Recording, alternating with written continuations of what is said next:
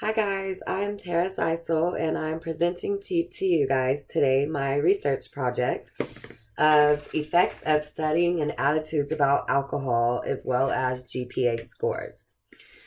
So, have you guys ever wondered if you drink more while you're going to college, your GPA scores might start to lower, or you might even notice some of your peers dropping out of school because partying seems to happen a lot during college. So, the reason why I came up with this research is I was curious to know how many of my other peers at LSUA are thinking the same way as far as alcohol and favoring towards it. If some might feel that you can drink and have a good time and still get your coursework done, and others might feel like you might fail. So, I wanted to do this research to kind of study and learn more about the effects of it. My first hypothesis that I came up with was the more favorable you are towards alcohol, the lower the GPA.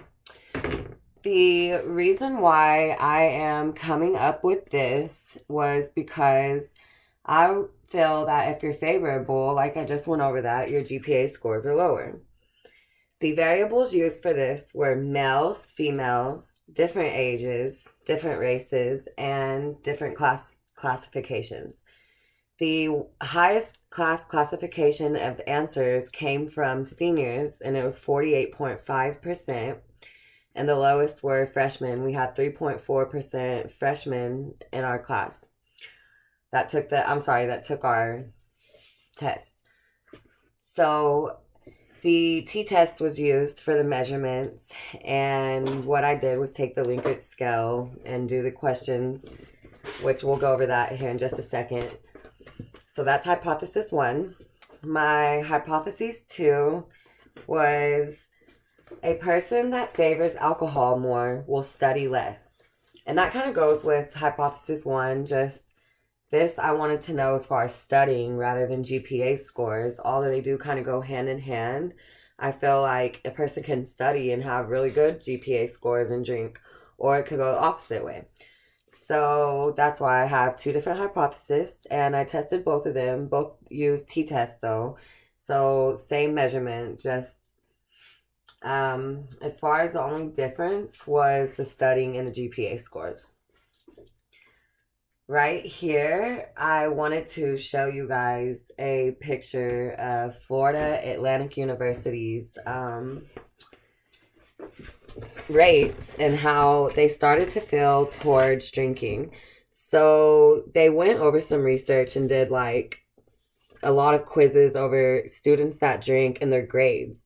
And students that drink 7 to 6 drinks per week usually have a grade average of a C.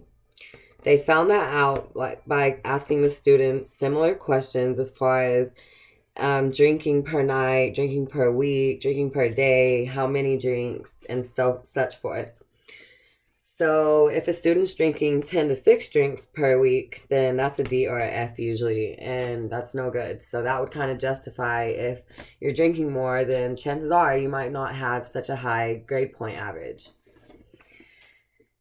My favorite thing to do in this whole research was coming up with the introduction and the funness of like, what do I want to do and what am I going to come up with for this research. So we'll begin with the methods.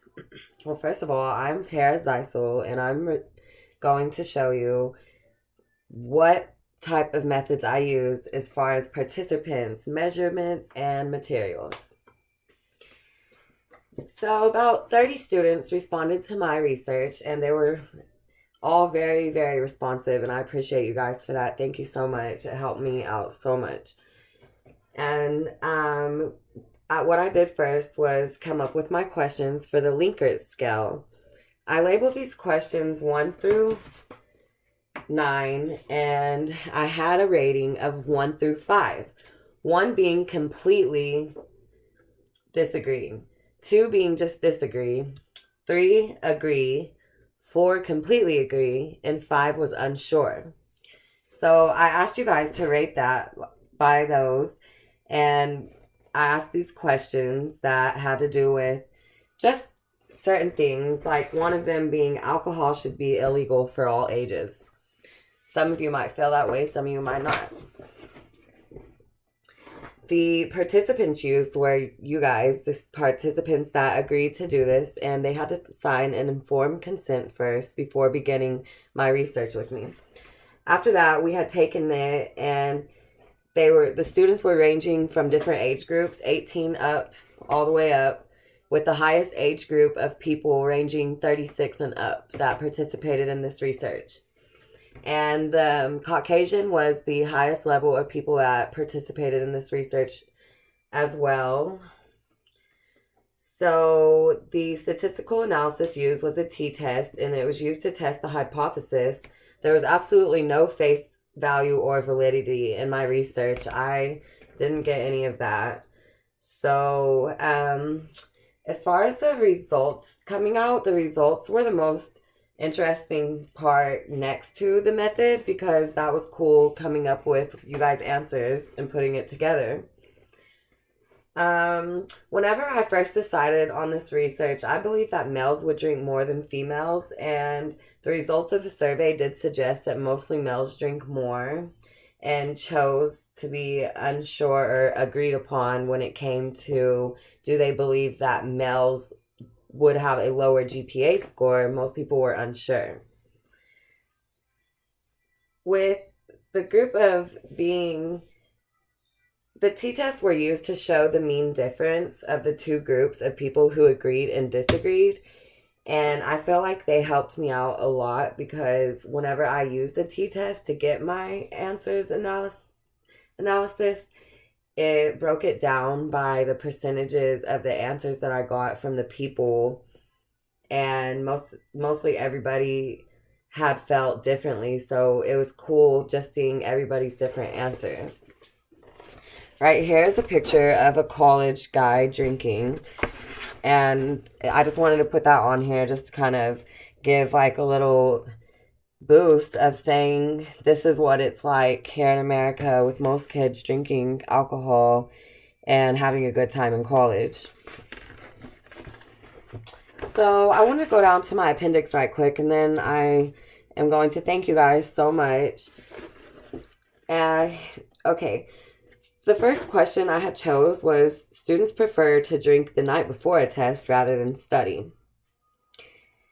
Another interesting one that I thought was pretty good was, alcohol is consumed more off campus than on. Now, we know most people go to parties off the campus, or they'll go out and they'll go to the clubs, and this had a pretty high percentage of answers, coming in at 44.83%. We can come to say that most people that answer that question might favor the fact that alcohol is not very good for our GPA scores, or attitudes favoring alcohol might not be so great for our overall grade point average. I also had wanted to know how many hours a week were spent studying, and the average answer for that was 30 plus for homework, because a lot of kids are taking about 5 classes each, and with that they're using at least like 10 hours each class. So I wanted to go over that as far as the hours of studying. If there was more hours spent studying, then there could be less alcohol drinking, and that could lead to better success rate for college students.